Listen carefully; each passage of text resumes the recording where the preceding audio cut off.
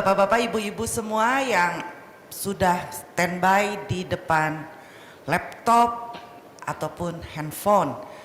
Bapak Ibu, malam ini saya ditemenin sama yang cantik. Mungkin ini pertama kali saya ditemenin sama yang cantik di sini. Moderator kita malam ini adalah Ibu, nggak mau dipanggil Ibu ya? Hah? Pengennya dipanggil Sis. Sis Mimi Ekiami, beliau ini adalah anggota bidang seni budaya, juga Ketua Perhimpunan Cabang Inti Kota Cimahi. Pantesan Inti Kota Cimahi teh banyak bener ya ininya, anggotanya, ketuanya cantik begini. Menikin Ini juga cantik. Cici. Bapak Ibu, Sis Mimi ini lagi tegang hari ini. Jadi kalau misalnya nanti ada salah-salah sedikit, oke lah ya, kan ini perdana ya Sis ya. Enggak lah, kita santai lah ya. Kita, ya, harus dibawa santai. Dan narasumber kita malam ini adalah Dr. Yosef. Mungkin nanti akan diperkenalkan langsung oleh Sis Mimi ya, untuk pengenalan moderator. Tema kita malam ini adalah biang kerok hepatitis akut misterius. Dok, ini hepatitis akut ini apa masuk ke tipe varian A, B, C, D, E atau dia di luar? Di luar. Itu di luar itu daripada A, B, C, D, E, F. Hah? Ada sampai F? Udah sampai Z. Oh iya? Tapi kan yang bekennya kan cuma C gitu kan, sampai C. Yang diketahui masyarakat banyak itu sampai C. Yang banyak terjadi di rumah sakit itunya sampai E. Nah yang ini kayaknya M dok. Misterius soalnya M. Ini di luar itu.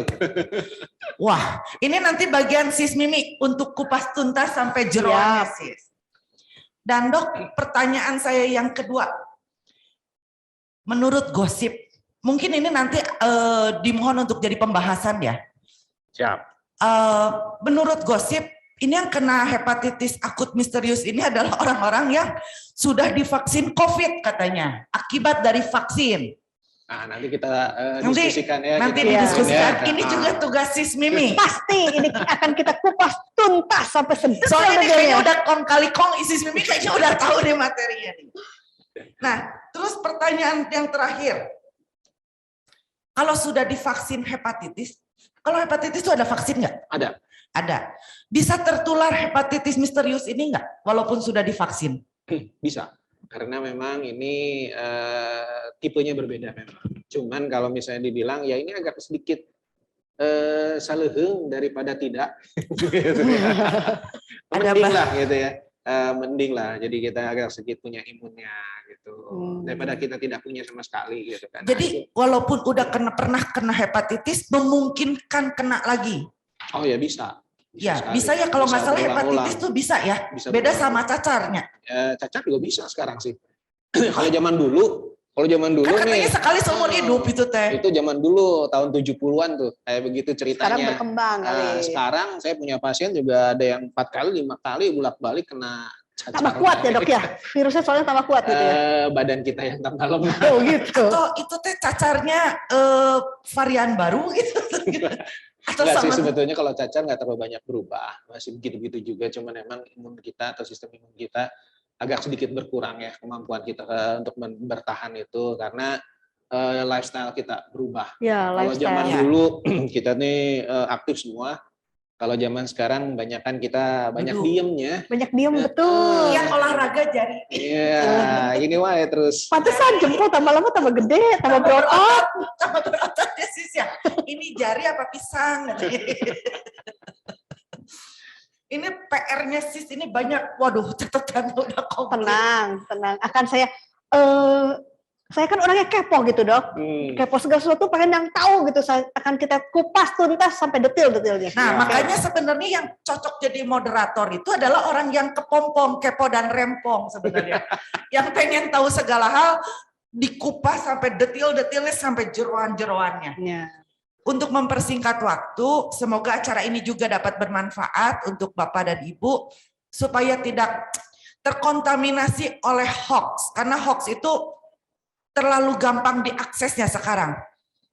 Udah baca hoax, dikasih pembenaran, dikasih yang terbaru, orang malah biasanya suka nggak mau, nggak terima.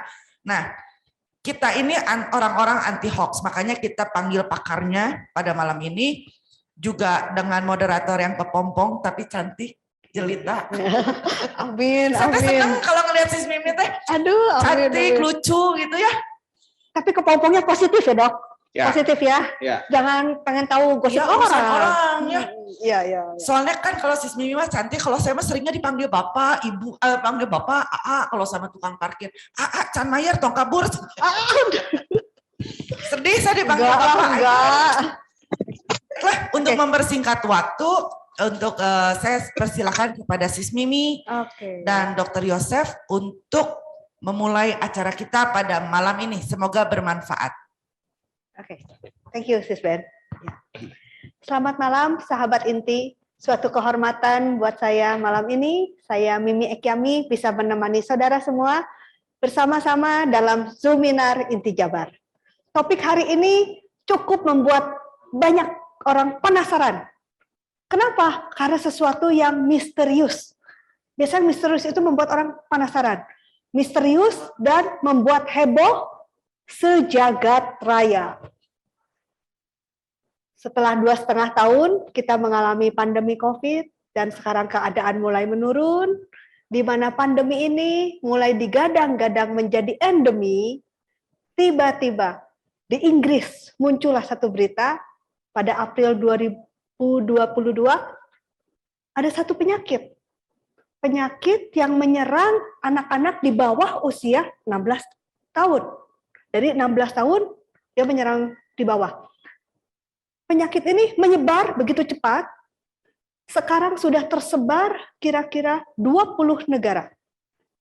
Dengan kurang lebih 268 kasus. Sudah sampai Singapura, termasuk Indonesia. Di Indonesia juga udah ada 3 kasus. Dan ini misterius. Penyakit ini, kenapa disebut misterius? Karena belum tahu. Asalnya dari mana, penyebabnya gimana, penanganannya gimana, betul-betul misterius. Dan menyebabkan kematian. Itu yang membuat orang semakin Ya. semakin gundah gulana gitu kan. Ibaratnya mah sudah jatuh tertimpa tangga, Nah, begitu. udah COVID sekarang ada hepatitis. Dikenal dengan nama hepatitis misterius. Karena dia memang masih misterius.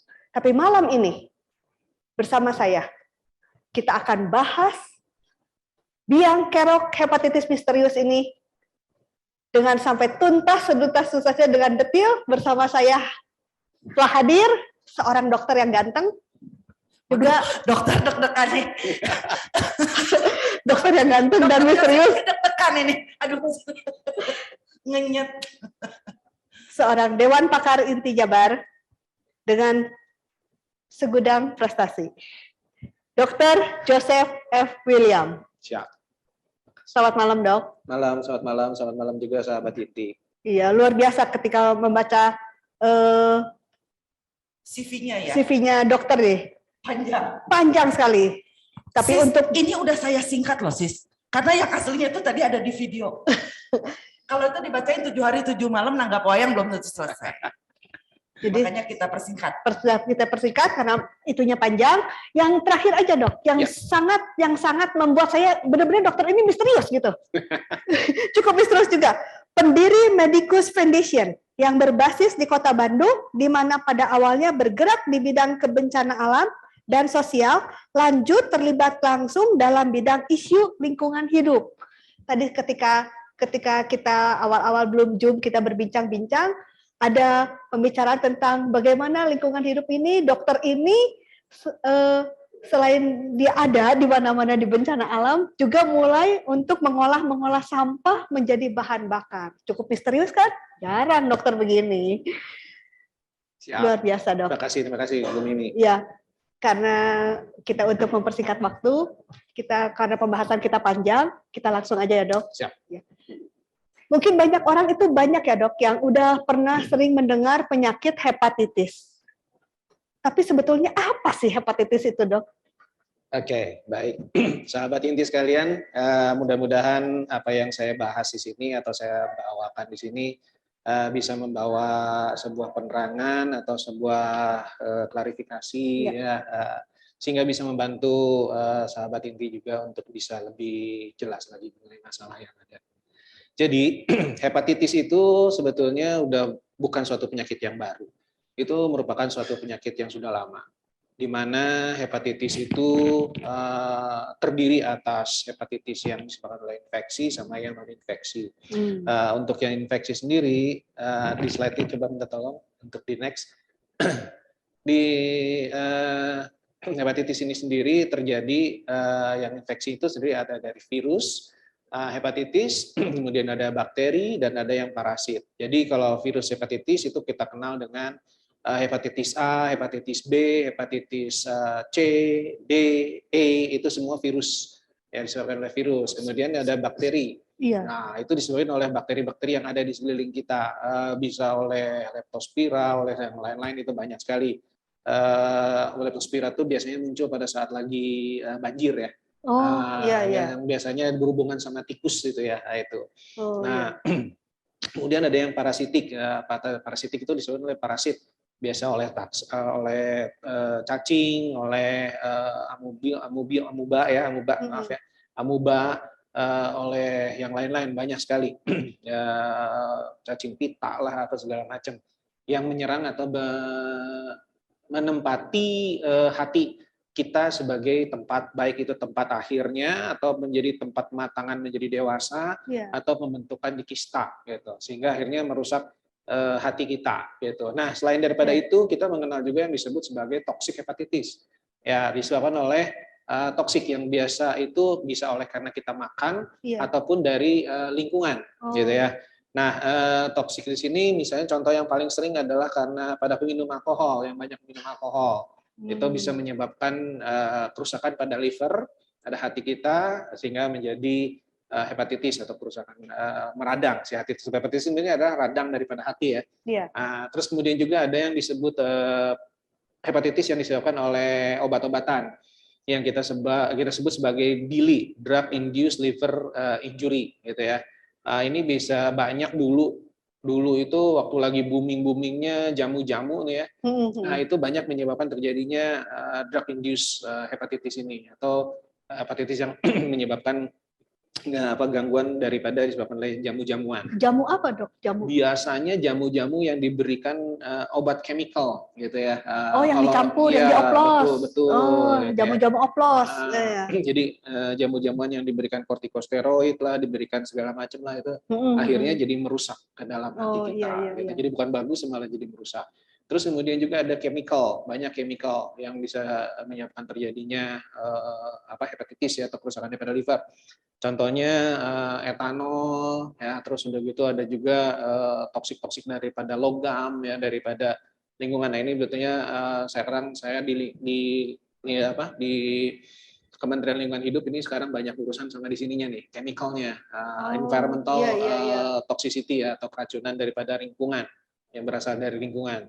Nah, kemudian ada juga bentuk-bentuk hepatitis yang lain, itu misalnya hepatitis yang disebabkan oleh radiasi, hepatitis yang disebabkan autoimun, jadi tubuh kita merusak livernya kita sendiri, gitu. Terus kemudian juga ada hepatitis yang disebabkan oleh genetik. Contohnya adalah misalnya familial dyslipidemia. Jadi di keluarga itu memang dia mau makan apapun juga, mau konsumsi apapun juga, kolesterolnya akan tinggi terus. Itu genetik. Turunan. Iya, itu genetik gitu. Jadi suka ada orang kurus tapi kolesterolnya tinggi. Iya, itu familial dyslipidemia, itu dari genetik. Itu kalau lama-lama dia akan menyebabkan gangguan pada fungsi livernya. Nah, itu kalau begitu biasanya gimana, Dok? Itu tahu untuk alerginya gitu. Oke, untuk tahu kita disebabkan oleh siapa, oleh apa gitu ya.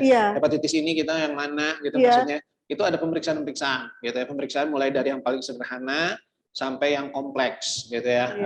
Mulai dari pemeriksaan USG, kemudian kita periksa laboratorium gitu ya, ada marker-markernya. Coba next slide. Ada macam-macam sekali. Ya, ini kita coba dulu untuk yang virusnya dulu nih ya, kita ngomongnya. Hepatitis ini terdiri dari yang kita umum ya, yang kita kenal itu A, B, C, D, E. Sebetulnya kalau di dunia kedokteran itu kita kenal sudah sampai Z hepatitisnya. Sampai Z. Ya tadi bilang. Betul. Ini sebentar, Dok.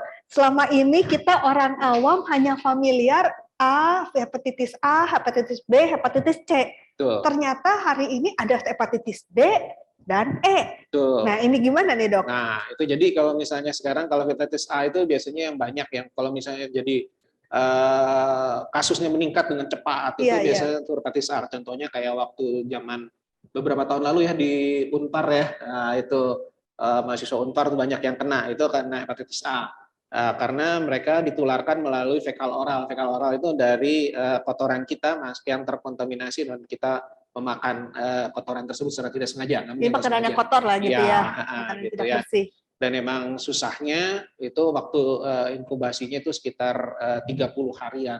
Jadi kadang-kadang kita kalau mau ngelacak itu susahnya di situ. Iya, Karena iya. udah 1 bulan lalu kita nggak akan inget gitu ya. Iya, iya, Nah, iya. terus kemudian ada hepatitis B. Ini hepatitis B ini biasanya ditularkan melalui transfusi darah, melalui hubungan seks ya itu. Tapi yang penting adalah di sini kalau hepatitis B itu ada terjadi pertukaran cairan tubuh. Itu yang penting, itu yang menularkan gitu. Seperti kalau habis olahraga gitu, Kalau pinjam yang itu anduk, enggak, tapi beda misalnya kayak keringat ciuman gitu. langsung ya. Oh, Harus keringat langsung. enggak ya, Dok? Keringat enggak.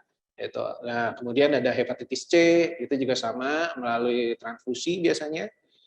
Dan sering sekali hepatitis C ini tidak terdeteksi karena biasanya kayak orang sakit flu aja.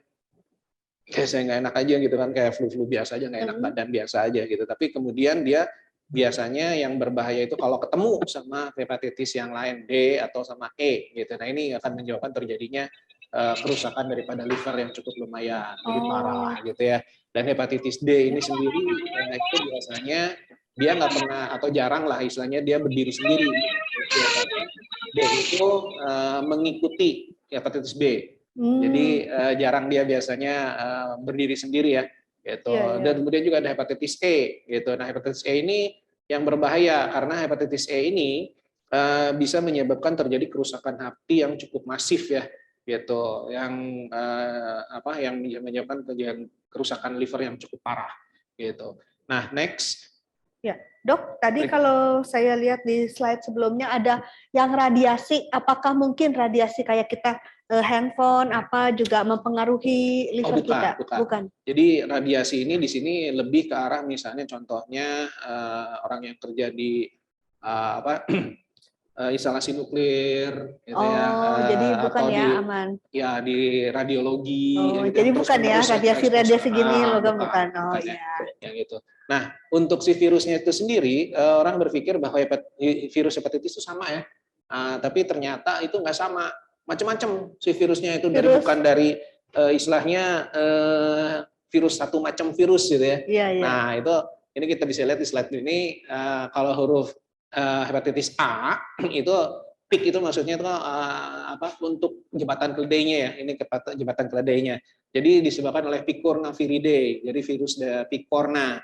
Kalau B itu dari Hepatna viridae. Kalau C itu disebabkan oleh Flaviviridae. Nah, kalau misalnya D itu incomplete. Jadi si DNA-nya, makanya tadi saya bilang yang D ini nggak pernah datang sendiri. Dia biasanya ngikutin yang lain, si B. Gitu. Atau kadang-kadang si A juga dia suka ngikutin. Jadi dia nggak pernah sendiri karena si genetiknya itu nggak lengkap. Oh, gitu.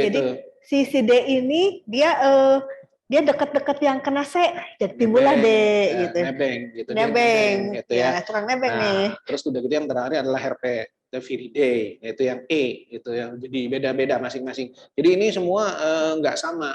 Jadi makanya kenapa kalau vaksin hepatitis itu juga nggak bisa sama. Kadang-kadang orang awam kan sekarang saya mau vaksin hepatitis yang mana? Hepatitis A, hepatitis B. Nah, sekarang ada C, ada D, ada E. Masing-masing punya ini vaksinnya masing-masing karena virusnya juga masing-masing dia beda. Nah, sekarang kalau yang beredar di Indonesia apa gimana, Dok? Sekarang yang beredar banyak di Indonesia itu vaksin hepatitis A dan hepatitis B. Gitu yang banyak dipakai oleh masyarakat itu ada hepatitis B yang dipakai gitu ya.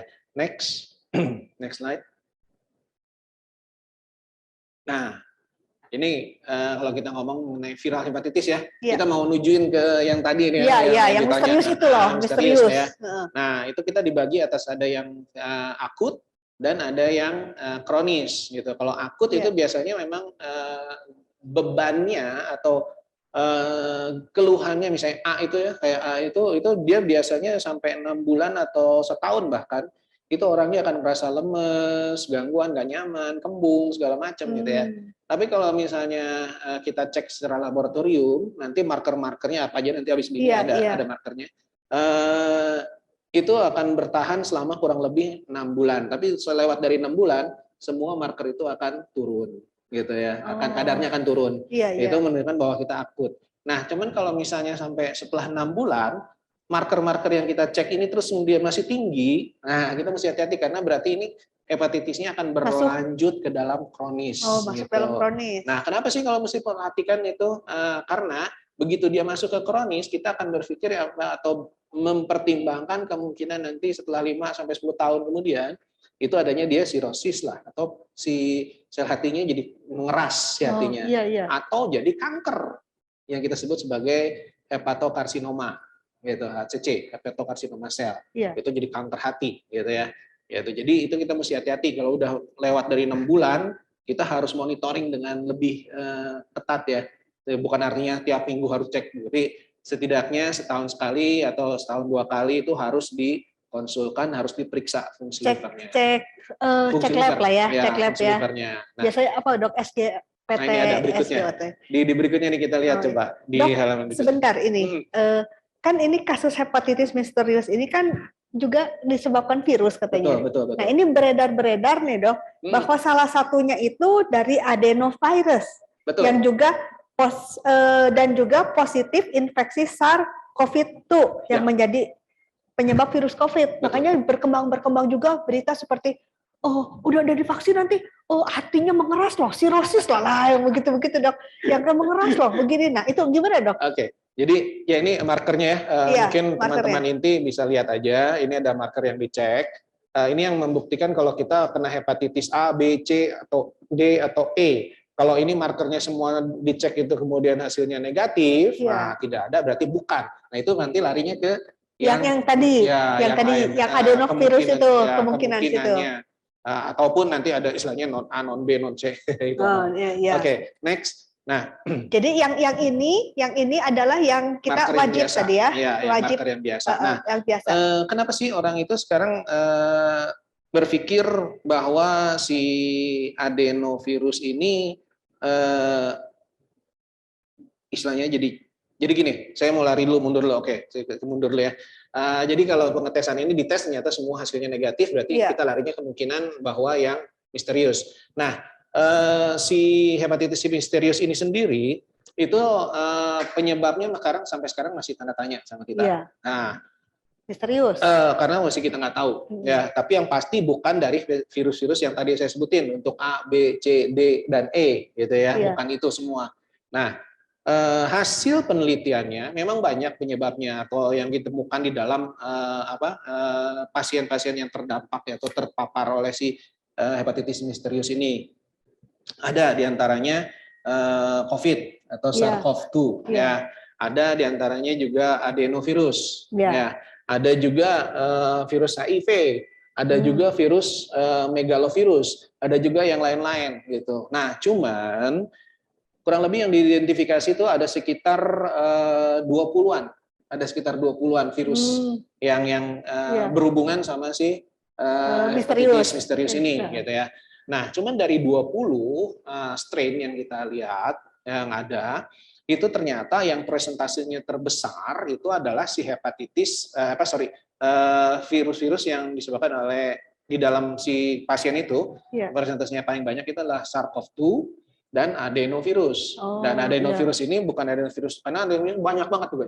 Adenovirus itu banyak juga. Nah, ada banyak, nanti ada di slide-nya di sini di belakang.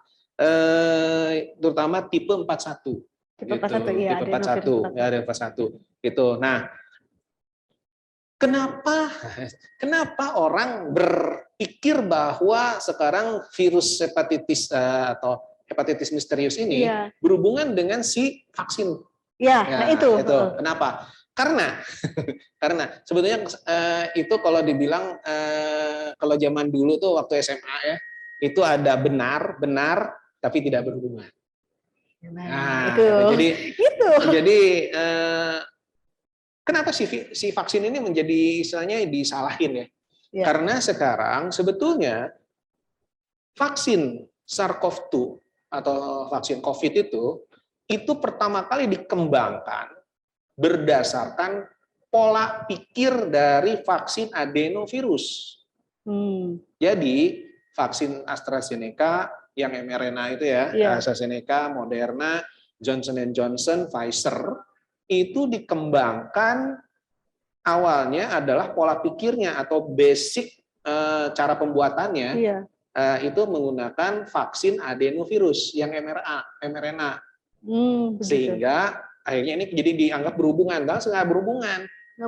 Cuman pola pikir vaksin adenovirus ini dipakai untuk mengembangkan vaksin si SARS-CoV-2 atau si COVID, gitu. Nah, berita yang berkembang ada juga yang bilang bahwa vaksin-vaksin yang tadi disebutkan itu ada AstraZeneca lah, Moderna dan lain-lain itu adalah berasal dari adenovirus ini yang dilemahkan. Bukan. Bukan beda. ya? Karena Bukan, beda, proteinnya beda. juga berbeda, genomnya berbeda, strukturnya sudah berbeda. Hanya pola pikirnya ya, Pola Dok? pikirnya. Jadi gitu. bukan ya, jadi tidak berhubungan. Ya. Jadi hanya istilahnya kalau kita mau bikin kue Malang, lapis gitu ya, nah itu pola pikirnya itu sama dengan kue lapis yang lain, kalau lapis Surabaya, lapis Malang, lapis mana lagi semua tapi sama, berbeda. Tapi beda. Sama lapis-lapis, tapi Iya, beda, betul, rasa beda. Nah, betul. jadi vaksin-vaksin ini juga bukan berasal dari adenovirus yang dilemahkan, bukan ya, Dok ya? Ya, jadi tidak ada berhubungannya. Bukan, ya. Jadi nggak nyambung ya. Ya, jadi nggak nyambung nih pemirsa. Itu, jadi jangan disalahin ya. Memang ini tidak berhubungan antara si adenovirus sama istilahnya vaksin adenovirus, maksud saya vaksin adenovirus dengan vaksin SARS-CoV-2 hanya karena basic pola pikirnya aja yang berdasarkan adenovirus itu, gitu kan. Vaksin adenovirus ini dikembangkan sebagai istilahnya pola pikirnya sebagai virus COVID. Iya. Ya, coba kita lihat next berikutnya, slide berikutnya. Nah, jadi kita mesti waspada nih kalau misalnya teman-teman inti atau sahabat inti sekalian ada keluhan seperti ini ya. Hati-hati. Jadi ini adalah tanda-tanda atau keluhan yang sering dihadapi atau dialami pada mereka yang mengalami hepatitis ya. Gitu. Jadi ini terjadi pada saat yang bersamaan gitu. Jadi keluhan-keluhan ini muncul. Kadang-kadang ada yang lebih dulu, ada yang lebih belakangan gitu. Yuk, next. Jadi ini gejala-gejala yang harus diwaspadai ya, gitu ada. Nah, ini yang tadi saya bilang. Nah, saya bilang jadi nanti ada akut itu, nanti akut juga itu ada yang asimptomatik. Akut yang asimptomatik yang jadi yang saya bilang sebagai flu-like ya, kayak orang sakit flu aja gitu. Tapi dia sebetulnya hepatitis. Kita tahunya nanti pada saat kita lagi periksa kok kuning ya matanya. Gitu orangnya kalau flu biasa kan nggak akan kuning ya. Atau kita pemeriksaan fisik kita pas lagi kita ngeraba livernya kok livernya besar. Padahal kan kalau sakit flu kan nggak akan besar, gitu, nggak akan sakit. Ada juga ya Dok ya yang hepatitis tapi flu kayak flu ya, gitu, lemes-lemes gitu. Asimptomatik gitu kan, jadi nggak jelas gejalanya. Gitu. Jadi terus kemudian juga ada yang simptomatik, acute yang biasa. Nah yang bahaya ini sebetulnya yang termasuk di bawah ini adalah fulminan. Fulminan ini yang termasuk di dalam si hepatitis misterius itu rata-rata di fulminan. Itu terjadinya karena begitu masif dan begitu hebat sehingga sejauh ini penyelesaian yang terbaik adalah dari kemarin itu di Inggris maupun di Amerika ada transplantasi. Jadi si hatinya diangkat, dilepasin, ganti sama hatinya orang. Nah itu susah gitu. Nah kalau di kita memang sedihnya kita masih jauh dari situ, gitu kemampuan kita kedokteran kita masih belum ke sana ya. Gitu transplant ini. Jadi memang ini makanya kita mesti waspada sekali, kita harus jaga-jaga sekali. Gitu. Jadi lebih baik mencegah daripada kita mengobati. Betul, setuju. Gitu. Nah, itu yang sebelah kanan itu sisi yang sebelah kanan itu adalah tipe-tipe daripada yang kronis ya. Yang kronis itu kita bisa lihat gitu. Yuk next. Nah, ini juga salah satu kenapa jadi kemarin ini sebetulnya pola pikir pertama kenapa sih kita jadi ngejar ke SARS-CoV-2 ya. Iya. Nah, karena kita ternyata di India itu kita sudah menemukan juga pada waktu kemarin ini, waktu lagi Delta kemarin, ya yang Iya. India lagi kalang kabut tuh, ya, setelah India terus kita ya, Iya, iya. kita yang kalang kabut gitu kan. Kalang kabut. Nah, kita menemukan bahwa 37 dari 475 itu ternyata itu mendapatkan COVID acquired hepatitis atau hepatitis yang disebabkan oleh COVID gitu. Nah, ini jadi makanya kita jangan-jangan nih, Jangan-jangan, gitu, karena jangan. berdasarkan dari yang India ini kita dapat bahwa data seperti itu. Jangan-jangan kita ini berubah. Tapi ternyata memang dari 200 sekian kasus itu Iya. yang ada memang hasilnya cukup tinggi. Di next slide coba. Hasilnya cukup tinggi. Nah, tuh. Jadi ada 11,6%. Yang lain-lain hasilnya semua di bawah 5 ya. Ini semua yang besar itu adalah si SARS-CoV-2 sama si adeno yang sebelah kanan tuh. Iya, Dia sampai 59%. Gitu, sehingga akhirnya kita berpikir bahwa jangan-jangan ini Jangan-jangan. merupakan kombinasi antara si SARS-CoV-2 sama si adenovirus. Kenapa sih kok bisa berpikir begitu? Nah, di next slide-nya nih, coba kita lihat di next slide. Nah, kita lihat next slide. Yang saya mau kasih ini adalah yang gambar manusia yang di sebelah kanan itu. Di adenovirus itu banyak sekali tipenya ya. Salah satunya yang menyebabkan gangguan di saluran cerna itu adalah si adenovirus tipe 41 ya. Iya. Tapi tipe 41 ini, adenovirus tipe 41 ini dulunya nggak ganas. Kalau Dulunya- di hepatitis misterius ini ganas. Ini ganas gitu. Jadi ini ada sesuatu yang mempengaruhi dia. Iya, Gitu, ada iya. sesuatu yang mempengaruhi dia sehingga tadinya jadi ganas menjadi ganas. Karena si virus adeno ini boleh dibilang bukan virus baru. Ini virus yang udah lama. Virus lama ketemu sesuatu yang misterius, Sehingga jadi berubah. berubah Gitu, ya. jadi ganas. Tuh, di berikutnya ini ada di berikutnya, coba berikutnya lagi, coba next slide. Nah, ini kita lihat. Jadi sebetulnya coronavirus, adenovirus, dan yang lain-lain, influenza itu segala macam, itu merupakan virus yang sudah lama, bukan suatu virus yang baru. Gitu. Ini kalau di Amerika dan Eropa, ini diteliti bahwa memang di bulan-bulan tertentu itu yang virus yang banyaknya adalah virus-virus itu. Virus-virus yang lain adanya di bulan yang lain. Nah, kalau di kita emang kita belum sampai seperti ini ya. Tapi ini seperti musim gitu, Dok. Iya, seperti musim. Seperti Januari sampai Maret influenza gitu. Nah, ini yang jadi masalah. Gitu. Iya. Nah, teman-teman sahabat inti bisa lihat ya, adenovirus itu sepanjang Sepanjang tahun ada dia. Nah, itu yang kita takutin ya. Jadi kita makanya waspada terus nih gitu. Dan sebetulnya adenovirus ini bukan suatu virus yang ganas sekali, karena sekarang biasanya mereka hanya menimbulkan gejala-gejala saluran nafas atas ya, seperti ISPA gitu ya, batuk pilek lah gitu seperti itu. Tapi kenapa sekarang jadi tiba-tiba jadi ganas? Makanya kita jadi kadang ini berhipotesis nih. Hipotesis, jangan-jangan ini hasil mutasi kawin silang. Nah, benar apa enggaknya? Nah, ini sekarang lagi diteliti nih semua gitu. Karena sekarang penelitiannya masih jalan, jadi kita juga belum bisa memberikan ini bahwa confirm bahwa ini, tapi sekarang probabilitas terbesar dari sekitar 20 virus yang ada yang kita perkirakan, yang terbesar itu adalah yang kandidat yang utamanya adalah si SARS-CoV-2 sama si adenovirus 1 ini gitu. Ya, jadi karena apalagi dengan si coronavirus ini atau SARS-CoV-2 ini dia ini dengan Omikron yang sekarang ya, Omikron ada BA4 dan BA5. Iya, baru lagi itu. Terus ada BA6 sekarang udah muncul lagi itu. Itu BA4, BA5 itu juga banyak keluhannya di saluran cerna. Nah, 41 ini juga di saluran cerna. Nah, jangan-jangan nih cinta berkembang. Bukan CLBK ya, Dok? Ya, bukan. Cinta berkembang di tempat cerna. Oh, kirain cinta lama bertemu kembali di pencernaan. Cinta baru. Cinta baru. Dok, berdasarkan data ya untuk yang kasus anak yang meninggal yang di Indonesia, Dok. Ya. Ternyata berdasarkan data mereka itu belum divaksin hepatitis lengkap. Betul. Dari kecil sampai dia umur 16 tahun tuh belum lengkap. Apakah ini juga menjadi salah satu trigger ketika anak belum usia 16 tahun itu divaksin lengkap, bisa terpapar virus baru ini, Dok? Oke, jadi gini, seperti tadi saya bahas di awal, bahwa yang biasanya divaksin itu adalah hepatitis A dan hepatitis B. Ya, anak-anak sebetulnya yang disarankan adalah A dan B. Tapi kalau udah dewasa atau menjelang sudah umur sekolah, itu biasanya yang divaksin adalah B-nya, gitu ya, hepatitis B-nya. Ulangan, vaksin ulangan. Iya, itu. Nah,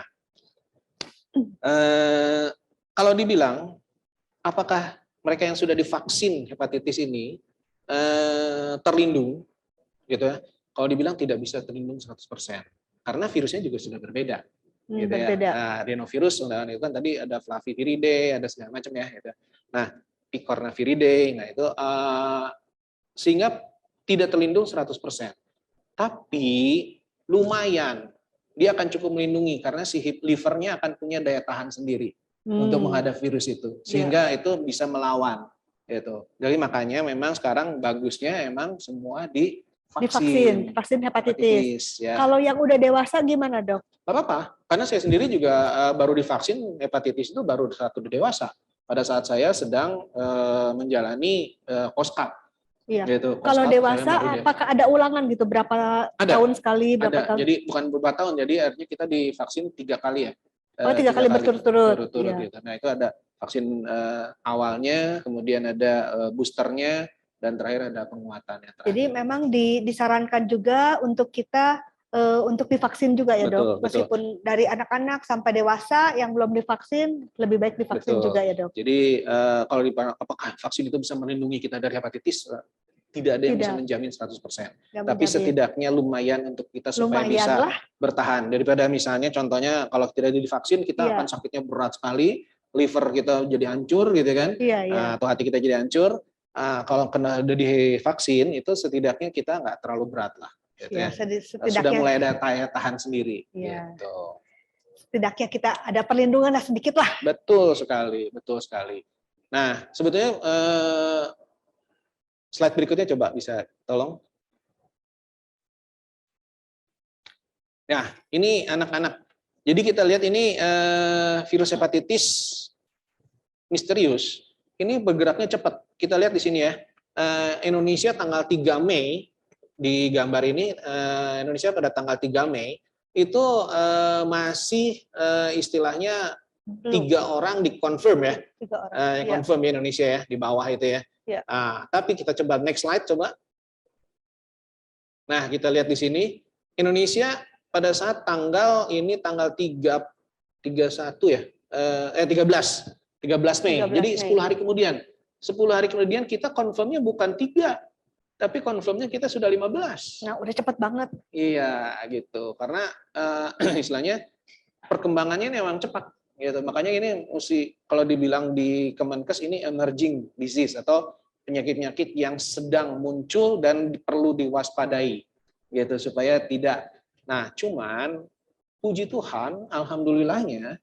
Gitu ya, karena ini penularannya tidak seperti COVID, artinya melalui udara segala macam itu, sehingga kecepatannya tidak terlalu cepat, sehingga ini kelihatannya sekarang dari 13 Mei sampai sekarang 14 ya, 14 Juni itu belum kita temukan lagi kasus-kasus yang baru gitu. Jadi mudah-mudahan kita nggak ada lagi ya, nggak ada lagi. Mudah-mudahan ya. Kalau misalnya ada lagi berarti ini kita jangan-jangan dari luar ada yang masuk lagi ke sini gitu. Nah itu jangan sampai lah ya gitu kita berharap bahwa ini jangan sampai jadi pandemi ya, Dok. Ya jangan sampai lagi karena sekarang masalahnya kerusakan hati itu kan lumayan parah ya gitu ya. Itu jadi mempengaruhi banyak hal. Apalagi ini kena yang parahnya kan pada anak. Jadi bukan artinya orang dewasa tidak kena, orang dewasa juga bisa kena. Tapi orang dewasa tidak sakitnya parah gitu. Anak kecil yang sakitnya parah gitu ya. Jadi kita bisa kena tapi kita tidak merasa sakit mungkin ya, tapi kita bisa menularkan ke anak kita. Jadi bukan berarti kita jadi santai ya. Gitu. Jadi hati-hati buat orang dewasa yang di rumahnya ada anak-anak gitu atau punya anak atau ada anak-anak gitu ya. Jadi itu harus hati-hati, jaga diri kalian supaya kita tidak memaparkan ke keluarga kita gitu. Next slide. Nah, jadi ini barisnya tadi lagi ada di sini yang saya mau angkat sebetulnya ada beberapa hal. hati-hati kalau kita suka tiba-tiba menjadi alergi ya, menjadi gatal-gatal, nggak jelas cerita ya, itu hati-hati bahwa itu ada gangguan daripada fungsi hati. Bukan berarti hepatitis loh ya, Oh iya. gangguan daripada fungsi hati, gitu ya. Kalau Itu ya. gatal-gatal gitu alergi maksudnya, Dok? Iya, sering alergi ya. Sering alergi tanpa, Oh, tadinya misalnya kita tidak alergi dingin, terus kemudian kita jadi kok jadi alergi alergi. dingin. Itu hati-hati bahwa, saya pengen ngomong di sini bahwa kita mesti waspada, karena fungsi hati ini, memang hati kita, Tuhan itu udah menciptakan begitu luar biasa. Kenapa? Karena dengan 80% hati kita yang rusak, dengan sisanya 20% yang masih Iya. berfungsi, kita masih bisa hidup normal. Gitu. Oh, iya. Tapi berarti kan kita mesti waspada nih. Kita akan lebih sering gatal-gatal lah, kita sering kembung gak nyaman lah. Terus kemudian kencing kita juga jadi warnanya sukanya jadi tua ya, teteh kayak Iya, gitu. Nah iya, ini iya. saya pengen ngomong ini aja sih. Jadi hati-hati aja dengan gejala-gejala yang kadang-kadang pikir ini kan gejala-gejala ringan ya, Iya. nggak signifikan lah, nggak terlalu aneh gitu ya, nggak terlalu parah. Tapi ya mesti diwaspadai lah, mesti diwaspadai, jangan dibiarkan begitu saja. Jadi apapun yang terjadi di tubuh kita, mulailah kita aware ya, Dok ya. Meskipun alergi-alergi apa, jangan dianggap udahlah gitu kan. Tapi mulailah diperhatikan gitu ya. Betul. Dan salah satunya alergi itu hati-hati dengan pencernaan Ya, dan hati gitu. Hati gitu ya, hati kita ya di dengan situ. hati. Apalagi misalnya contohnya juga orang mereka, kita lihat di sebelah kanan tuh ya, di sebelah bawah itu ada gangguan pembekuan darah. Jadi kalau misalnya biasanya kalau kita berdarah 5 menit sudah berhenti ya, atau 2 menit biasanya ya. Iya. Kalau lebih dari 5 menit kita masih belum berhenti, itu kita mesti hati-hati tuh. Jangan-jangan ada masalah di dalam hati kita yang menyebabkan masalah. Nah, gitu. itu. Ya. Dok, kembali ke yang hepatitis misterius, Dok. Apakah memang bahwa hepatitis akut ini saat ini hanya menyerang anak-anak di bawah usia 16 tahun? Yang sakit sejauh ini iya, anak-anak di bawah 16 tahun gitu ya. Kenapa? Karena sistem imun mereka kalau dibilang belum sempurna gitu ya. Setelah di atas 18 tahun, makanya kan itu biasanya anak-anak dan dewasa itu bordernya di 18 gitu. Setelah 18 itu biasanya imunnya mereka udah lebih baik gitu ya. Berarti kalau imunnya kita lebih baik, lebih itu ya, Dok, lebih ada mampu pertahanan. untuk melawan lebih si ada virus. Pertahanan ya. Itu. Jadi emang kita mesti waspada terhadap anak-anak ya, itu jangan sampai anak-anak kita sekarang ini untuk beberapa lama ini istilahnya terlalu banyak jajan-jajan di luar gitu ya terlalu dilepas gitu ya. Jadi kita tapi jajan. juga jangan sampai anak-anak kita jadi benar-benar kayak dikurung di rumah ya gitu, jangan. Tapi kita ya kalau dibilang diawasi lah. Diawasi ya. Jajan-jajan di luar emang kayak apa? Harus dipilih-pilih lah. Harus dipilih-pilih, dipilah-pilah ya. Dok, ada juga informasi yang beredar bahwa hepatitis misterius ini dampak dari vaksin. Dari divaksin COVID, Dok. Kan kalau tadi dia mengandung. Karena nggak divaksin, kena juga. Nah sekarang gara-gara kamu divaksin nih, nah jadi kena nih yang seperti berkembang isu ada seperti sirosis, pengerasan hati. Nah itu gimana? Ya sebetulnya kalau dibilang itu klaim yang tidak berdasar ya, kalau dibilang. Karena sekarang kalau misalnya si vaksin ini menyebabkan kita terkena hepatitis atau menyebabkan kerusakan daripada liver, itu pasti sudah cukup banyak mereka yang akan mengalami hal tersebut, gitu ya. Betul. Tapi ternyata nggak semua artinya mengalami. Ada beberapa memang orang mungkin mengalami hal itu, tapi kita mesti lihat kenapa dia bisa mengalami hal itu. Apakah dia sebetulnya adalah penderita hepatitis B yang divaksin, sehingga pada saat divaksin dia B-nya muncul, gitu kan, sehingga akhirnya muncullah gangguan daripada kerusakan daripada hati, tapi bukan karena si vaksinnya ini gitu. Jadi dua hal yang berbeda yang terjadi bisa pada saat yang bersamaan. Jadi jangan takut divaksin ya, Dok.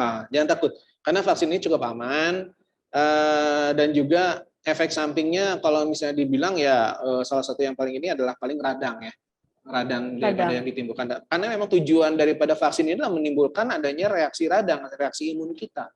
Kalau tidak muncul reaksi imun, berarti sebenarnya vaksin ini nggak terlalu bagus, gitu kan? Kalau bagus itu berarti dia akan menimbulkan reaksi peradangan, gitu. Artinya ada demam, ada pegal-pegal, gitu Nah, ya, kayak gitu. Jadi, hanya begitu. ya selama itu reaksinya masih ringan atau tidak bermasalah lah, nggak terlalu berat ya udah nggak apa-apa, gitu.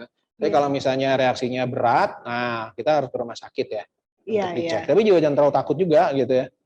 Ya, setuju. Jadi ya banyak isu berkembang sampai orang tuh nggak mau divaksin lah, takut ini takut itu, tapi bukan ya dok ya, Bukan, nggak ada hubungannya ya dok, Ya. nggak ada hubungan. Oke. Ya, coba next slide-nya. Nah, ini yang tadi saya bilang. Jadi vaksin adenovirus ini adalah merupakan awal dari pengembangan si vaksin COVID ya, Ya. yaitu berdasarkan dari pola pembuatan vaksin adenovirus yang berdasarkan mRNA, maka dibuatlah vaksin untuk COVID, gitu ya. Yang masuk di sini adalah si Pfizer, si AstraZeneca, Moderna, Johnson & Johnson, ya gitu. Termasuk sekarang juga ada yang baru, yang dari Sinovac, ya, bukan Sinovac, sorry, saya lupa lagi, bukan. CanSino, CanSino ya, CanSino itu yang baru, itu mRNA juga, tapi buatan RRC. Jadi kan kalau kemarin kan ada Sinopharm, ada Sinovac, gitu kan ya. Terus ada Anhui, ya.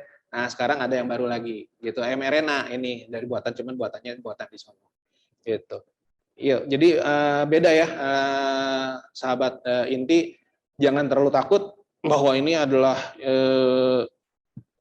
disuapin oleh vaksin, enggak ya, gitu. Jadi hanya pola pikir vaksin yang dipakai di COVID itu diambil dari si adenovirus. Ya, gitu. Jadi bukan adenovirus yang diambil terus kemudian dipasang, bukan gitu, tapi pola pikirnya yang dipakai. Ya, gitu. karena itu malam ini dikupas tuntas biar pemahaman kita benar, biar kita jangan termakan-makan lagi berita-berita yang simpang siur ya dok ya. Gitu. Jadi kita memang jangan jadi ini, karena memang kadang-kadang di luar itu ya itu benar tapi tidak nyambung gitu. Betul. Gitu. Oke. Ini aja vaksin ini adalah adenovirusnya untuk tipe yang 26 ya, bukan tipe 41 gitu. Jadi yang 41 sendiri belum ada sih si vaksinnya. Gitu. Next. Ya. Jadi gimana dong? Solusi ya? Iya, solusi dok. Gimana dok?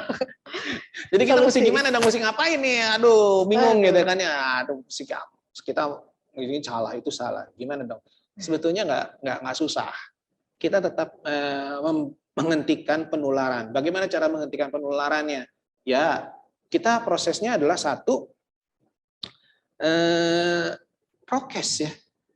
Kita melakukan prokes. Prokes ketat ya dok? Iya. Meskipun turun sebagai endemi, prokes ya dok? Karena ini juga semua prokes. Gitu. Artinya kita menjaga jarak sama yang mereka yang sakit memang, kita jangan terlalu berdekatan. Kalau misalnya kita ada di luar, kita pakai masker supaya kita tidak terpapar, karena si adenovirus yang ini juga 41 ini kita masih bertanya-tanya apakah menularnya melalui fekal oral, yang melalui makanan ya, atau dia melalui udara. Kita masih tanda tanya, masih gitu. Misterius. Ya, gitu. Jadi hasilnya belum tahu ya. Kalau belum tahu ya udah kita pakai masker. Iya, pakai masker. Gitu ya. Gitu. Jadi prinsipnya adalah kita jangan sampai membuat badan kita terekspos, gitu ya. Gitu. Dan kita juga harus menjaga badan kita untuk tetap sehat. Makan vitamin lah, gitu ya. Tapi vitamin juga jangan terlalu gila-gilaan ya. Kalau misalnya sahabat inti atau teman-teman inti takut gitu ya, jangan makan macam-macam juga. Vitamin cukup vitamin C, vitamin D bolehlah gitu ya. Tapi juga jumlahnya nggak usah terlalu tinggi-tinggi lah, gitu ya. Maksimal satu hari 1000 mg sudah cukup. Dan nggak usah tiap hari juga, gitu ya. Seminggu 2 kali atau 3 kali sudah cukup, gitu. Jangan kalau kecuali lagi sakit bolehlah kita main agak tinggi dikit ya. Tapi kalau misalnya kadang baik, tidak ada masalah, jangan terlalu tinggi-tinggi juga. Intinya gitu. Jangan panik ya dok. Iya, kita santai-santai aja, tenang-tenang aja. Prokes kita jalankan selalu, dan jangan sampai istilahnya kita bablas gitu ya. Kalau misalnya kita mau makan di luar, kita pastikan bahwa makanan yang kita makan itu adalah memang sudah dimasak dengan baik, Ya. gitu ya. Taunya dimasak dengan baik, kalau saya sih gampang aja, cari yang panas. Nah, betul. Gitu ya. Yang panas-panas mendidih ya, itu jangan mendidih terus dimakan ya. Nanti muncul lagi masalah hangat itu, pokoknya keluar di kita masih berasap ya. Nah, Dok, Gitu. gini Dok, keluar udah berasap. Nah, alat makannya gimana, Dok? Alat makannya juga kalau misalnya kita bisa, kita bawa alat makan sendiri dari rumah. Masing-masing bawa alat makan sendiri. Kalau misalnya Jangan kayak sekarang kan dicelup nih di air panas nih, itu gimana, Bang? mengurangi bakteri, yes. Tapi aman? Jamur, virus juga enggak ya. Gitu. Jadi paling aman, ya Bawa boleh sendiri lah. Bawa ya, alat makan sendiri lah ya. sendiri ya, gitu dari rumah kita bawa sendok, garpu kita bawa. Nanti kalau misalnya udah selesai ya kita simpen. Kalau bisa kita bisa nebeng nyuci, kita cuci gitu ya di wastafel. Tapi kalau misalnya nggak bisa, nggak setiap restoran mengizinkan ya pelanggannya untuk mencuci alat makan di wastafelnya dia, gitu kan. Ya sudah, kita masukkan ke tempat yang makanya ada tempatnya, kita bawa pulang ke rumah, di rumah kita cuci, gitu kan. Jadi intinya repot sedikit nggak apa-apa, yang penting kita jaga seperti sedia payung sebelum hujan. Betul, ya, betul, daripada kita harus ngobatin. Iya, gitu ya. Daripada ngobatin. Ya. Jadi prinsipnya, next slide coba. Prinsipnya simpel sekali. Kita, ini kalau dalam bahasa Inggrisnya seperti ini ya. Tapi kalau dalam bahasa Indonesianya ya prokes, gitu. Jaga jarak, jaga kebersihan, cuci tangan, pakai masker, tidak menggunakan alat makan yang pinjem-pinjeman, gitu ya. Terus kemudian juga makanan-makanan yang kita makan itu usahakan dimakan dengan diolah dengan baik sehingga matang. Gitu ya. Terus udah gitu anak yang sakit kita agak jauhkan gitu ya sama anak kita gitu. Karena kan anak ini yang jadi masalah ya. Kalau kita sebagai orang dewasa kita akan lebih kuat ya daya tahannya gitu. Selain makan juga mungkin bahan makanannya ya, Dok. Betul. Bahan makanan juga nanti harus kita seleksi juga ya. Jangan sembarangan yang terlalu banyak kimia atau yang bahan makanan yang sudah diproses ya. Yang proses diolah itu sebaiknya dikurangin. Jadi sebetulnya kalau dibilang kita kembali lagi ke gaya hidup orang zaman dulu. Gitu. Jadi kita masuk lagi ke zaman kayak orang tua kita dulu gitu ya. Kita makan makanan yang kita olah sendiri di rumah, yang kita persiapkan sendiri gitu kan, kita olah sendiri dan kita juga tahu pasti kebersihannya kita jaga dengan sebaik-baiknya. Iya. Itu. Karena kan kalau kita bilang orang tua kita zaman dulu jarang juga ya kita diajak makan keluar segala macam gitu ya, biasanya kan makan di rumah ya gitu. Jadi kita juga mungkin ya kita sekarang agak lebih seperti itulah gitu. Tapi kalau misalnya kita mau makan di luar boleh, tapi cari yang panas. Atau kita mau order juga, kalau misalnya saya sih lebih senang misalnya contohnya jangan makan di tempatnya tapi bawa ke rumah, nanti di rumah kita hangatkan lagi, kita panasin lagi. Yang penting gitu. kita seleksi apa yang masuk di tubuh kita itu bersih dan sehat. Sehat, ya betul. Dan juga keluar pun kita harus sehat. Ya, kalau makanan-makanan yang tidak bisa dipanaskan gimana? Kayak es krim kan nggak bisa dipanasin. Kalau dipanasin bukan jadi es krim. Cari yang berkemas, yang bersih. Nah, kalau misalnya itu untuk ngebunuh virus itu sebenarnya bisa dengan UV. Oh UV, yang kayak box-box itu ya dok ya? Yang kalau box yang ada lampu kita UV. Itu lampu UV bisa, tapi kalau misalnya kita nggak punya, gitu kan? Terus gimana? Saya nggak punya, mesti beli? Nggak juga. Kita punya yang sudah diberi oleh Tuhan, matahari. Matahari itu sumber UV yang besar. Nah, kita tinggal jangan taruh di tengah halaman, gitu ya. Es krimnya hilang semua. Nah, kita misalnya taruh es krim itu di jendela, gitu ya, jendela di pinggir yang ada mataharinya, kena matahari. Cukup 15 menit juga cukup lah, gitu kena UV-nya. Kalau pantulan dari kaca gitu ke matahari juga bisa ya dok? Atau pantulan jangan? Atau langsung? Sebaiknya langsung. Langsung ya? Kan ada juga orang ngejemur itu di balik kaca gitu. Di balik kaca bisa. Kalau di balik kaca kan itu masih lurus, dia kena gitu. Tapi kalau misalnya kita kenakan cermin dan kita cahaya dari cermin itu jangan, karena itu berarti sudah dibelokkan. UV itu tidak mudah untuk dibelokkan sebetulnya. Oh iya, oke. Ya. Next slide. Terima kasih. Ya. Jadi simpel ya sebetulnya penanganan atau pencegahannya. Untuk pengobatan sebetulnya banyak juga sih pengobatannya. Kita untuk misalnya mengobati, kalau misalnya kena, itu banyak sekali. Kita bisa menggunakan antivirus. Antivirusnya khusus, karena sebetulnya antivirus ini sudah ditemukan sudah cukup lama juga untuk hepatitis. Tapi untuk yang adenovirus, ini kita nggak tahu nih, yang adenovirus yang 41 ini ya. Iya. Yang kita temuin itu adalah antivirus untuk untuk hepatitis B, zaman itunya. Hepatitis B. Iya. Iya. Interferon, kita bilangnya, interferon. Jadi mungkin pemirsa ini masih banyak ada yang mau bertanya-tanya gitu, Dok. Yang penasaran gitu, yang masih mau digali-digali. Jadi jangan lewatkan kesempatan ini. Silahkan kalau mau ada yang bertanya, langsung ketik dan mungkin akan dijawab langsung, ya. Coba dari atas mungkin, Pak. Oh, ini nanti ya.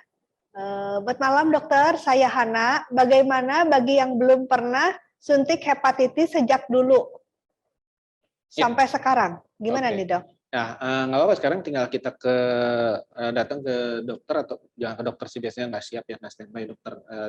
Biasanya ke rumah sakit aja, ke rumah sakit, kemudian kita bikin janji, karena harus janjian dulu, karena harus disiapin dulu untuk mau disuntik hepatitis gitu. Nanti dokternya akan memberikan suntikan hepatitis, biasanya A sama B atau B aja gitu ya.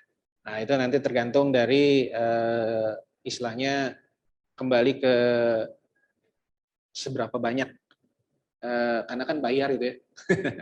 Bayar gitu. Jadi kalau misalnya yang lengkap biasanya agak lebih mahal ya gitu. Jadi tetap disuntik ya, Suntik Dok ya? aja, Suntik aja. Suntik aja. Ya, Ibu Hana. Jadi apalagi kalau misalnya usia muda atau usianya sudah lanjut, itu bagusnya memang diberikan proteksi tambahan. Ya, mungkin pertanyaan selanjutnya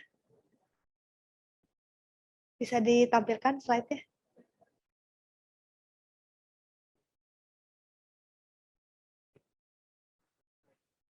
Malam dok, saya tahun 1966 waktu SMA kelas 2 pernah divaksin hepatitis B sebanyak 2 kali, yaitu dosis 1 dan dosis 2.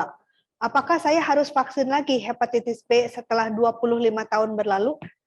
Ada vaksin ulangan. Nah, kita kalau misalnya mau cek itu kita bisa cek dulu, kita lihat dulu kadar HBsAg-nya berapa. Kalau misalnya kadar HBsAg-nya tinggi, ya sudah nggak apa-apa gitu kan. Tapi kalau misalnya kayak saya sendiri setelah beberapa lama itu HBsAg-nya turun dengan cukup lumayan ya gitu. Sehingga saya di booster lagi gitu. Karena kita kan kalau dokter sering ketemu sama pasien ya, kita nggak pernah tahu, nggak pernah bisa milih kalau pasien hepatitis jangan ke kita, nggak bisa juga ya. Jadi intinya kalau dulu udah pernah divaksin pun seperti saya nih, udah divaksin, lebih baik vaksin lagi aja Vaksin lah. lagi aja. Sebenarnya kalau misalnya kita mau tahu benar-benar butuh apa enggak, cek aja HBsAg-nya gitu ya. HBsAg. HBsAg. Nah, itu antigen. Ya. Gitu. Oh, juga ada begini, Dok. Misalnya kan kalau misalnya ketika gejala nih, anggap nih kan gejala nih. Tadi kan misalnya kita ngerasa wah gejala nih seperti gejala hepatitis. Nah, terus apakah bisa gitu kita tes lab dulu gitu? Kan kalau misalnya demam berdarah kan kita demam tinggi, kita tes dulu trombosit. Nah, untuk hepatitis misterius ini apakah ada, Dok? Untuk hepatitis misteriusnya belum ada gitu. Kita hanya bisa mengecek dulu marker yang tadi saya sempat tampilkan juga di depan, marker untuk A, B, C, D, E.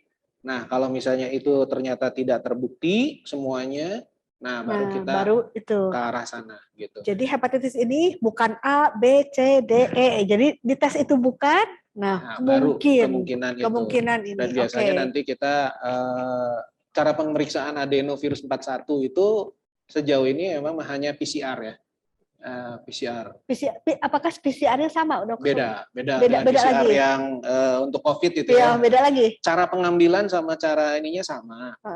Cuman beda sequencing-nya beda ininya gitu. Jadi artinya di labnya, sisi labnya. Kalau dari segi teman-teman intinya nggak usah dipusingin gitu ya, nanti diambil sendiri sama petugasnya. Gitu berarti ada tes PCR untuk mengetahui. Iya, tes PCR-nya. Jadi kalau terbukti, makanya kan itu bisa terbukti sekian persen tadi kan sekian persen SARS-CoV-2, sekian persen adenovirus gitu kan. Itu jadi karena itu hasil PCR. Oh, Gitu. iya, oke. Cuman sekarang PCR untuk adenovirus berarti kita hanya bisa untuk saat ini baru di Eijkman ya, di lembaga Eijkman di Jakarta. Baru di Jakarta. Karena sama juga kayak seperti waktu zaman Awal-awal. COVID awal, itu juga semua hanya bisa di sana, Di Jakarta. di Jakarta, di Eijkman itu. Karena yang full sequencing adanya di sana doang. Ya, Gitu. kita berharap janganlah. Jangan Sudahlah, sampai. sekarang udah tenang-tenang, janganlah. Ya, oke, mungkin pertanyaan selanjutnya.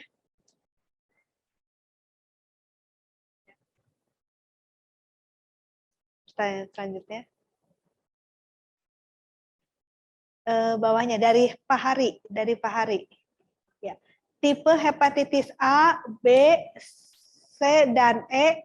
Pertanyaan represif penanggulangannya bagaimana? Tolong, kalau presesif tadi, prokes, tolong dijelaskan. Oke, kalau misalnya tadi kan saya untuk prokes itu untuk yang misterius ya.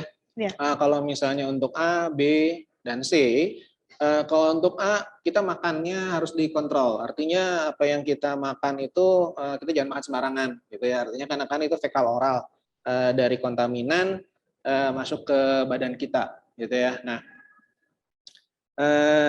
jangan makan sembarangan. Jadi kita ingat mungkin dulu beberapa tahun yang lalu di Unpar itu seperti itu kan, itu karena ada yang terpapar, kemudian dia masak dan masak itu dimakan oleh banyak orang, kemudiannya jadi bloom gitu, jadi kemana-mana gitu ya. Itu yang A.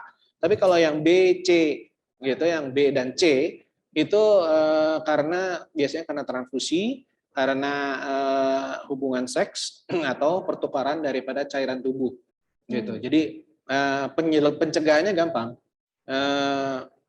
Jangan melakukan hubungan seks sembarangan, gitu kan. Jangan juga melakukan ciuman sembarangan gitu ya. Itu jadi dalam hal ini bukan sun pipi kiri, sun pipi kanan ya, tapi mouth to mouth. Nah, itu. Terus kemudian kalau misalnya transfusi di Indonesia kita sudah PMI sudah melakukan screening. Itu salah satunya screening yang dilakukan adalah hepatitis B dan hepatitis C. Gitu. Jadi kalau misalnya itu biasanya cukup aman. Gitu. Dok, ini ada pertanyaan lagi dari Pak Rizal Ongko Saputra. Mohon tanya Pak Dokter Yosep, orang gemuk dan kurus, mana yang lebih gampang kena hepatitis? Hatur nuhun. Oke. Kalau misalnya kita lihat dari gemuk dan kurusnya, kita ngomong sebenarnya nggak ada masalah ya. Yang penting kadar kolesterolnya bagaimana. Kalau kadar kolesterolnya tinggi, meskipun badannya kecil, kurus, itu saya dok, saya gini-gini kolesterol tinggi nih, gimana nih? Kalau kolesterolnya tinggi, itu dia punya kecenderungan atau mudah terpapar oleh hepatitis. Nah, cuman hepatitisnya bukan hepatitis virus ya, lebih ke arah hepatitis yang karena metabolik ataupun hepatitis yang lain, gitu ya. Kenapa? Karena si kolesterol ini dengan kadar kolesterol yang tinggi, dia memiliki kecenderungan untuk melakukan deposit di dalam sel-sel hati. Sehingga yang terjadilah perubahan sel hati itu menjadi tumpukan lemak yang kita sebut sebagai fatty change atau perlemakan daripada hati kita, gitu, fatty change. Nah, jadi pada saat dia sudah fatty change, nah itu setelah beberapa saat, kalau misalnya si lemak ini masih tetap jenuh di dalam sel itu, maka sel ini mengalami kematian. Kalau misalnya dia mengalami kematian, maka dia akan berubah menjadi jaringan ikat. Nah, perubahan jadi jaringan ikat ini kita sebut sebagai fibrosis, gitu. Atau jaringannya dia jadi makin keras, kayak tadi gambar yang ada gambar tuh yang jadi hatinya jadi kecil dan jadi keras, sirosis. Nah, pada saat itu kalau misalnya dia mencapai lebih dari 80, maka dia akan muncul keluhan hepatitis, radang daripada hati, gitu. Jadi ada kuning, ada keluhan nyeri sendi, ada lemes, terus kemudian juga ada buang air kecilnya jadi warnanya keruh, gitu ya, warnanya seperti teh. Buang air besarnya jadi agak warnanya pucat, gitu ya. Terus suka diare, sering kembung, gitu ya. Nah ini kalau udah seperti itu, kita mesti berarti dia sudah mengalami suatu proses degenerasi atau penurunan fungsi daripada hatinya, gitu. Berarti kolesterol ini juga cukup penting dan berpengaruh ya dok untuk liver ya? Betul, sangat berpengaruh sekali. Karena liver ini sebetulnya adalah organ untuk melakukan detoksifikasi atau organ untuk melakukan proses metabolisme dalam tubuh. Jadi kalau Iya. misalnya, termasuk juga di sini gudangnya, Gudang. gudang. Jadi kalau misalnya contoh nih, kita lagi kelaparan, kita nggak makan, kita puasa 3 hari atau seminggu gitu ya. Kita kalau manusia bisa nggak makan selama seminggu, gitu nggak apa-apa, gitu. Iya. Tapi kalau nggak minum itu bahaya, gitu. Iya. Kita hanya bisa 2 hari atau 3 hari nggak minum, gitu ya. Tapi kalau nggak makan kita masih bisa bertahan seminggu. Nah, bahan yang dipergunakan atau dibakar selama kita nggak makan itu diambil dari simpenan yang ada di hati. Oh, karena itu Gitu. suka ada detox Iya. 3 hari, detox juice gitu. Itu untuk Ya itu ngambil. ngeluarin daripada. Itu bagus ya dok? Itu bagus untuk kesehatan. Kalau ekstrim nggak bagus. Maksudnya ekstrim seperti Nah, gimana, jadi Dok? gini contohnya. Kalau misalnya contoh nih kita ngomong diet yang full sama sekali tidak mengkonsumsi karbohidrat selama berapa lama, itu juga tidak baik. Gitu, karena karbohidratnya dibutuhkan. Kalau kita mengurangi karbohidrat, it's okay. Gitu. Nah, tapi kalau no karbohidrat dalam waktu, untuk misalnya kalau kurang tidak ada karbohidrat dalam waktu seminggu, it's okay, nggak masalah. Iya. Tapi kalau misalnya sampai 6 bulan tidak ada karbohidrat, itu Nggak akan ada bagus. masalah lain yang muncul di dalam tubuh kita. Itu. Jadi ada masalah kesehatan yang lain yang akan muncul. Kolesterol memang akan turun, ya karena protein dan lemak itu akan dibakar untuk menjadi energi. Iya. Gitu. Tapi di sisi lain, fungsi ginjal dan fungsi-fungsi yang lain, termasuk di sini ada fungsi paru-paru, itu akan menjadi berat. Iya. Gitu. Karena barang sampahnya atau sisa produksinya itu akan lebih meningkat. Sisa produk ini, sisa produk metabolisme ini akan dibuang melalui ginjal atau dibuang melalui paru-paru. Sehingga nanti akibatnya menyebabkan gangguan pada paru-paru atau gangguan pada ginjal. Gitu. Jadi Iya. iya kalau saya bilang mau diet mau puasa is okay, tapi juga artinya jangan terlalu panjang, jangan terlalu lama. Gitu. Dan jangan benar-benar absolut tidak ada karbohidrat, tetap harus ada karbohidrat. Iya. Gitu. Kecuali untuk mereka yang punya kanker tertentu. Jadi kita ngomong ini kanker-kanker tertentu itu membutuhkan absolut karbo, gitu ya. Iya. Dengan kita diet karbo, maka jumlah karbo yang ada akan hilang sehingga si sel kanker ini akan mati, gitu. Nah, tapi kalau orang yang tidak memiliki itu saya tidak menyarankan, karena akan menyebabkan banyak masalahnya daripada benefitnya, gitu ya. Gitu. Jadi kalau dibilang tadi di pertanyaan Pak Rizal adalah mana yang tergantung. Bukan gemuk itu berarti kolesterolnya tinggi. Biasanya memang gemuk itu kolesterolnya lebih tinggi. Kurus itu biasanya kolesterolnya lebih kurang, gitu ya. Cuman tidak selalu seperti itu, gitu. Jadi lebih pentingnya berapa kadar kolesterolnya pertanyaannya. Iya. Ada lagi pertanyaan, Dok. Lever saya sudah diambil 1/3 karena infeksi 40 tahun yang lalu. Resikonya bagaimana untuk hepatitis? Oke, seperti saya bilang tadi, Tuhan itu sudah luar biasa. Yaitu kita menciptakan liver kita, di mana kalau kerusakan sampai 80%, kita masih bisa hidup normal. Tanda kutip ya normalnya ya. Dalam arti kalau misalnya kita makan bakso, pasti orang ini pasti akan mual, nggak nyaman. Gitu ya. Tapi kalau misalnya makan yang dalam range yang normal, kolesterolnya tidak terlalu tinggi, dia akan baik-baik saja. Gitu. Jadi kalau diambil 1/3 ya nggak apa-apa sih. Sebetulnya masih cukup oke gitu. Karena asal jaga makan. Makanannya jangan yang terlalu berkolesterol tinggi, jangan yang misalnya terlalu berlemak lah. Istilahnya kalau orang ngomong kolesterol saya susah ya, mana ya lemak aja ya. Lemak itu lebih gampang gitu. Jangan yang berlemak tinggi dan jangan yang bersantan-santan terlalu banyak. Gitu. Santan boleh, tapi jangan terlalu banyak gitu. Nah, gitu. Jadi kalau misalnya kayak di rumah makan Padang kan semua itu santan semua tuh. Kita makan yang santannya satu aja, yang lainnya jangan pakai yang santan. Tapi yang enak yang itu, Dok, yang banyak santannya. Akibatnya kolesterolnya tinggi. Dok, kembali ke hepatitis misterius ini. Jadi yang penting untuk pencegahan kita adalah higienitas, sanitasi, juga prokes tetap dijaga ya, Dok. Ya. Di masa-masa ini jadi kita harus bahkan lebih ya, Dok, lebih untuk higienitas ya. Betul.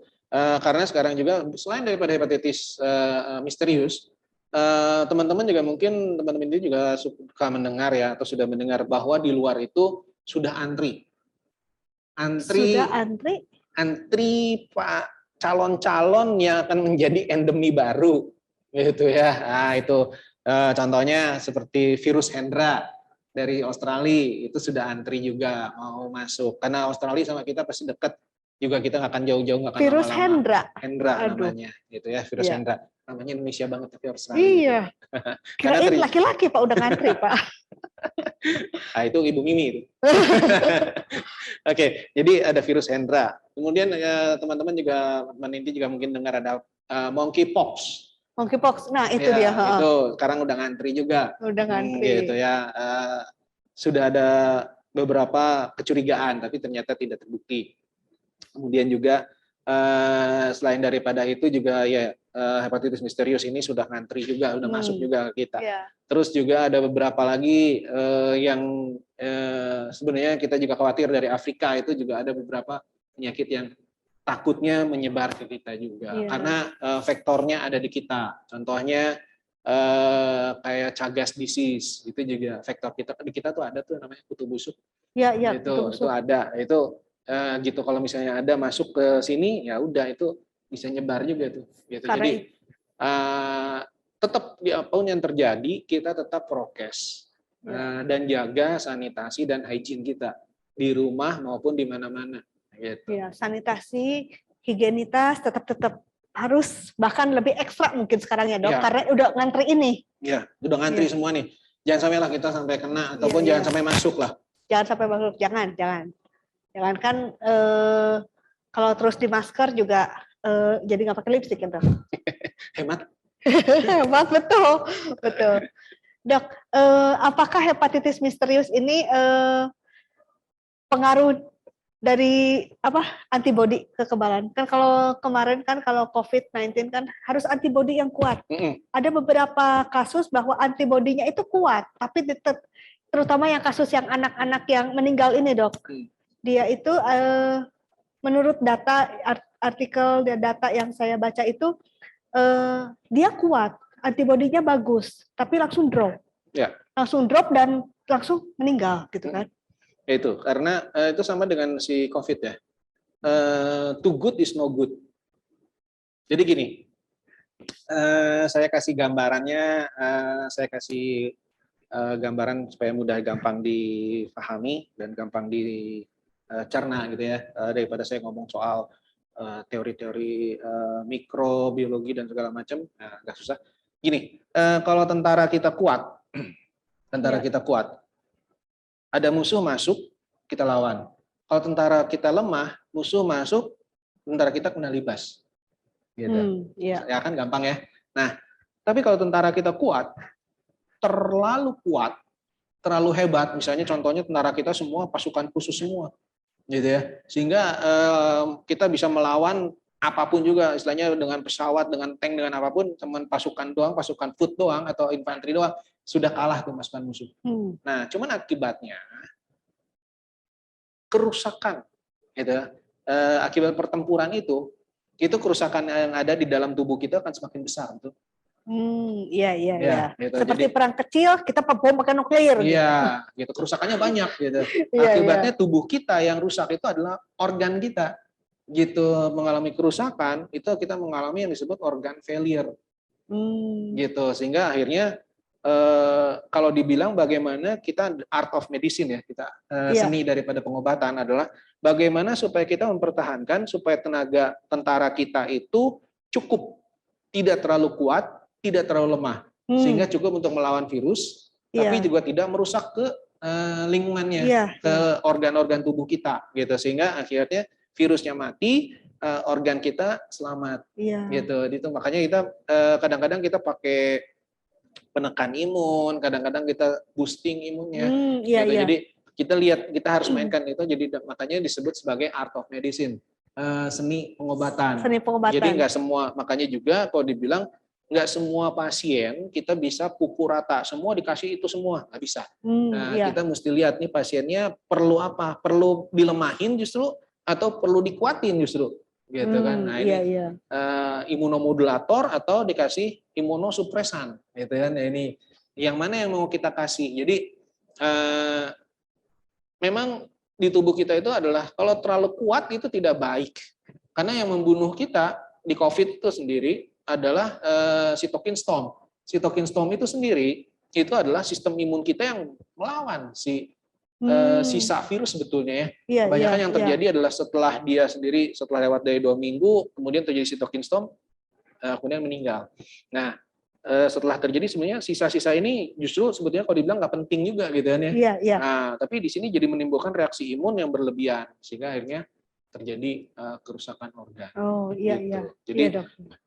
iya, tadi yang dibilang semuanya kalau misalnya kuat juga tidak terlalu bagus, lemah tidak terlalu bagus juga. Jadi kita mainkan itu bagaimana Ada pengobatan. seninya ya, Dok ya, seni mengobatinya ya. Gitu. Jadi makanya ya kita butuh follow up ya. Iya, Gitu. betul. Terakhir, Dok, kata terakhir untuk pemirsa di rumah karena waktu udah berjalan juga. Gimana, Dok? Oke, pesan terakhir sebetulnya saya berpesan pada teman-teman inti, kita perlu berusaha untuk selalu memproteksi diri kita dan keluarga kita. Kalau orang lain tidak mau, biarkanlah. Tapi setidaknya kita melakukan proteksi terhadap diri kita dan keluarga kita. Bagaimana caranya? Kita minimal harus melakukan prokes dimanapun dan kapanpun, gitu. Saat bersama dengan siapapun juga kita melakukan prokes. Gitu. Nah, selain daripada prokes, karena kita juga ini masih belum tahu hepatitis misterius ini menularnya dari mana, maka kita juga harus menjaga hygiene dan sanitasi di diri kita ataupun di rumah kita atau di lingkungan kita. Gitu. Sehingga kita bisa mengurangi risiko kita untuk terpapar. Mungkin itu. Ya, jadi pemirsa, terima kasih untuk setelah menyaksikan acara Juminar ini dari awal hingga akhirnya. Juminar ini bisa kembali disaksikan kembali di channel YouTube Inti Jabar. Jangan lupa like, subscribe, dan share. Kalau ada pertanyaan-pertanyaan, bisa langsung juga boleh share-share juga di YouTube, ya. Oke, terima kasih. Selamat malam. Sampai jumpa.